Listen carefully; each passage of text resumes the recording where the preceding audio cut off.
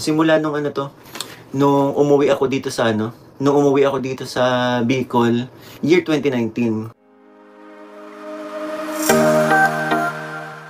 Please like, share, and subscribe to Kalingap JP for more videos. Magandang araw po mga kalingap. Alam nyo, napaisip talaga ako sa post neto ni Mikoy. Ang sabi niya, si Nanay Ellen nagsisimba tuwing umaga. At tuwing birthday niya, doon din siya sa simbahan, nagpapakain. Bakit kaya? Bakit sa lahat ng paraan para magdiwang ng kaarawan, hindi sa mga handaan, hindi sa mga hotel, hindi sa mga resto, kundi sa simbahan? Ang iba kasi kapag birthday nila, maaga pa lang may kainan na. May tawanan, may inuman, may pablaw ng cake. Pero si Nanay Ellen sadyang kakaiba. Tahimik lang daw siyang pumupunta sa simbahan, mag-aalay ng dasal, magpapakain at magpapasalamat. Alam niyo mga kalingap, siguro para kay Nanay Ellen ang tunay na hahandaan ay hindi lamang sa lamesa, kundi sa altar. Ang tunay na bisita ay hindi lamang sa mga kamag-anak at kaibigan, kundi ang Diyos mismo. Baka noong bata pa si Nanay Ellen, mayroon siyang panata na kapag patuloy siyang bibigyan ng Diyos ng lakas, magpapakain siya sa simbahan taon-taon. O baka may isang milagro siyang naranasan. O baka din, para sa kanya, ang bawat edad na nadaragdag sa kanya ay itinuturing niyang biyaya na kailangang ibalik, hindi sa luho, kundi sa kabutihan. At doon talagang nakakahumaling ang simpleng post ito ni Mikoy kasi hindi ito tungkol lang sa pagsisimba o pagpapakain, tungkol ito sa pananampalatayang hindi kailangang ipagsigawan. Tungkol ito sa tahimik na pasasalamat. Habang ng iba, pinupost ang mga sorpresa, ang mga regalo, ang mga cake. Si Nanay Ellen ipinupost bilang paalala na minsan ang pinakamasayang celebration ay hindi mo kailangang palakpakan. Napakagandang malaman ito kay Mikoy at Nanay Ellen. Ang simpleng kwento ni Nanay Ellen biglang naging salamin ng kung anong hulang sa nakararami sa atin ngayon. Yung marunong magdiwang sa gitna ng pananampalataya, hindi lang sa gitna ng kasiyahan. Kaya siguro si Mikoy gusto niyang i-post ang birthday celebration niya, para kay Nanay Ellen, dahil alam natin na ang bagay nito ay nakaka-inspire, nakakabuhay ng lakas ng loob para sa mga nanghihina. Dahil ganito magdiwang si Nanay, tahimik pero totoo, simple pero puno. At ito isang mabuting paalala sa ating lahat mga kalingap. Ang birthday hindi lang tungkol sa isa pang taon, tungkol ito sa isa pang pagkakataon, isang pagkakataon para magpasalamat, magmahal at magbahagi. Kaya't sabay-sabay nating panoorin ang video ito mga kalingap. Wala nung umuwi ako dito sa Bicol, year 2019. So every time na nagbe-birthday po si Mama, kasi si Mama everyday po yan nag-church, every 6 AM po. So yung mga nakasabay niya po magsimba sa 6 AM na yun, ayun. At ako ganito. Yun, simula 2019 to. Nagpe-prepare po kami ng breakfast para sa mga nagsisimba po, na mga nakakasabay niya magsimba kasama din po yung mga ng simbahan po. So, every birthday niya po yung ginagawa namin taon-taon. Ako nagluluto. And ngayon, since natuto na po ako mag-vlog, i-cover ko na po yung papapanood ko sa inyo kung paano namin sineselebrate ang birthday po ni Mama Ellen.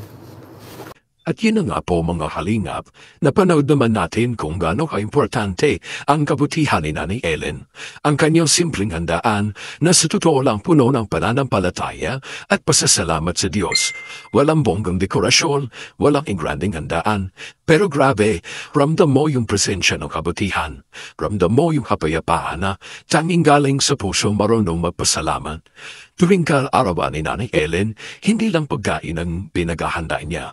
Ang inihain niya ay kabutihan, pananalig at pagmamahal at nakakatuwa mga kalingap kasi sa likod ng mga pagkain niyon, andoon si Kalingap Mikoy. Tahimik lang pero kumikilos. Hindi lang basta tumutulong kundi nagmamahal ng may gawa. Si Mikoy, siya ang nagluluto ng mga handa ni Nanay Ellen. Isipin mo yon? Habang karamihan ay abala sa paghahanda ng sarili nilang selebrasyon, si Mikoy abala para sa paghahanda ng kaarawan ng kanyang ina. At hindi lang basta para sa iba, kundi para sa isang taong nagsisilbing ilaw sa mga nananali. Pero alam niyo ba mga kalingap, kapansin-pansin din itong malaking pagbabago sa pisikal na anyo ni Kalingap Mikoy dahil ang kanyang pisikal na anyo ay mas naging malakas, mas determinado, mas may buhay. Parang bawat pawis na tumutulo sa kanya ay bunga ng kanyang dedikasyon at kabutihan.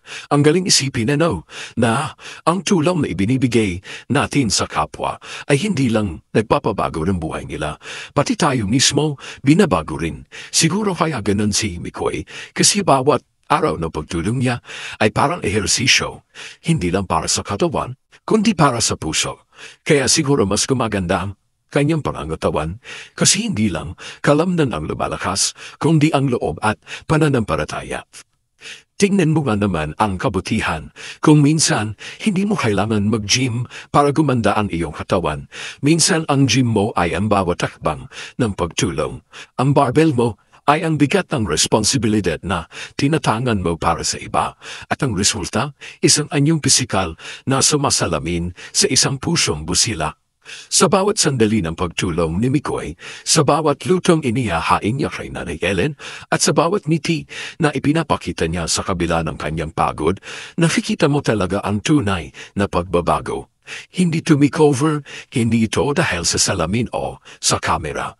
Ito yung uri ng pagbabago na gagaling sa loob, yung pagbabago na hatid ng kabutihan, ng sakripisyo at ng pagmamahal sa kapwa. At doon natin naiintindihan kung bakit patuloy na pinagpapala si Nanay Ellen at Mikoy dahil sa bawat gawa nila nandoon ang puso ng pagiging kalingap. Alam niyo mga kalingap, minsan hindi natin kailangan maging milyonaryo para makatulong. Kailangan lang natin maging totoo. Tulad din ni Ellen na taus-pusong nagpapasalamat sa Diyos at tulad ni Mikoy na walang sawang mag-ahalin ng oras, pawis at talento.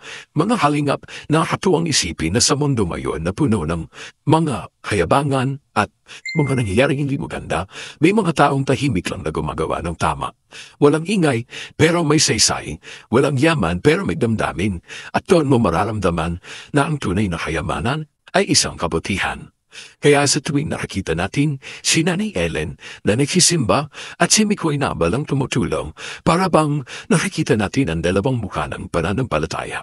Isang nananalig at isang kumikilos, isang panalangin, isang gawa, isang puso, isang layunin.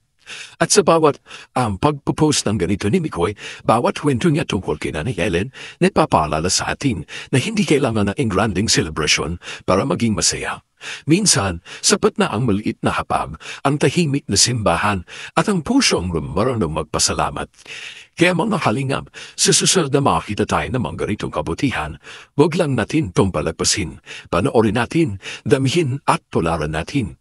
Kasi baka doon magsimula ang ating sariling pagbabago, ang pagbabago na hindi lang nakikita sa mukha, kundi nararamdaman sa puso.